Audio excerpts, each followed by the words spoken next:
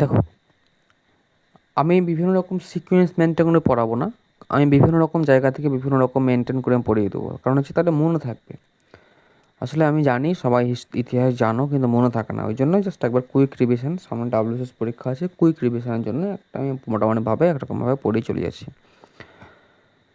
1885 সালে প্রথম, মানে যেটা আমাদের দেখো, ভারতীয় জাতীয় কংগ্রেসের গুরুত্বপূর্ণ অধিবেশন সমূহ। 1885 সালে বম্বেতে উমেশচন্দ্র ব্যানার্জি প্রথম অধিবেশন, যেখানে তোমার কি হয়েছিল, 72 জন প্রতিনিধি উপস্থিত ছিলেন। গোকুলদাস তেজপাল সংস্কৃত কলেজে অনুষ্ঠিত হয়। এটা আমরা সবাই কম বেশি জানি। 72 জন উপস্থিত ছিল 1885 সালে। কিন্তু 1886 সালে কলকাতাতে হয়েছিল, দাদাভাই নওরোজি ছিলেন সভাপতি। 1887 মাদ্রাজ, বদরুদ্দিন তায়েবজি প্রথম মুসলিম সভাপতি। ঠিক আছে। আর 1888-তে হয়েছিল এলাহাবাদ। ঠিক আছে। তোমার জর্জ উইল ছিল প্রথম ইংরেজ বা ইউরোপীয় সভাপতি, এটা কিন্তু মনে রাখতে হবে। আর 1896 সালে হয়েছিল কলকাতায় রহিমতুল্লাহ সায়ানি। 1896 সালে কলকাতায় রহিমতুল্লাহ সায়ানি বন্দে মাতরম গানটি প্রথম গেয়েছিলেন।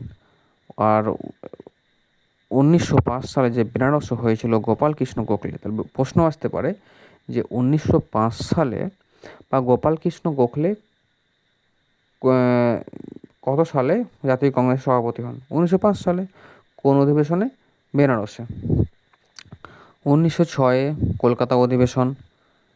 হ্যাঁ, 1906-এ কলকাতা অধিবেশন, দাদাভাই নওরোজি। এখানে প্রথমবার স্বরাজ শব্দটি প্রথম ব্যবহার করা হয়, খুবই ইম্পর্টেন্ট। কংগ্রেসের মঞ্চ থেকে প্রথমবার স্বরাজ শব্দটি প্রথম ব্যবহার করা হয় 1906 সালে কলকাতাতে দাদাভাই নওরোজির এতে মানে সভাপতিত্বে। 1906 সালে। 1907 সালে রাসবিহারী ঘোষ সুরাট ভাঙ্গন, এটা সবাই জানে। 1911 সালে কলকাতা বিশান নারায়ণ ধর। 1911 সালে কলকাতা অধিবেশন ঘটেছিল। এই অধিবেশনে প্রথমবার রবীন্দ্রনাথ ঠাকুর জনগণ মন গানটি প্রথম গেয়েছিলেন, তাহলে খুবই ইম্পর্টেন্ট। 1911 সালে কলকাতায় বিশান নারায়ণ ধর। 1916 সালে লখনৌ অম্বিকাচরণ মজুমদার।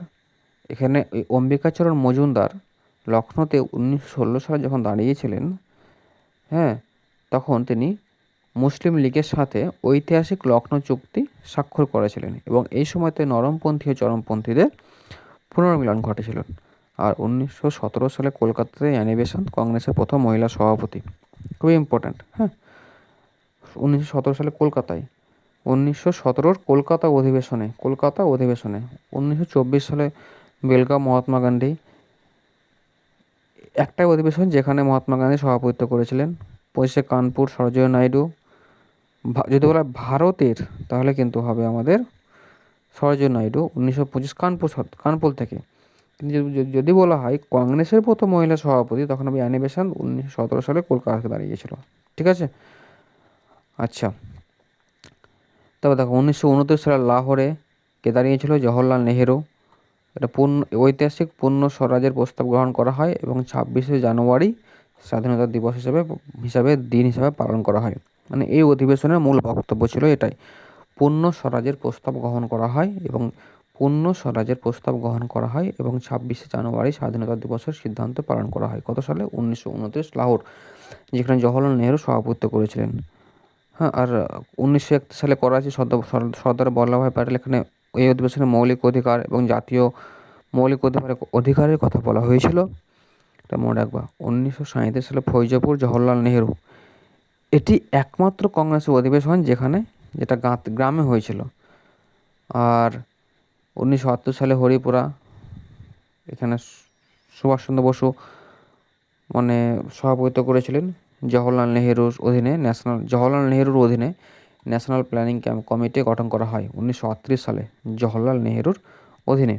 আর 1939 সালে ত্রিপুরাতে সুভাষচন্দ্র বসু, তিনি কী করেছিলেন? তিনি গান্ধীর মনোনীত প্রার্থী পট্টবী সীতারামাইয়াকে হারিয়ে সভাপতি হন।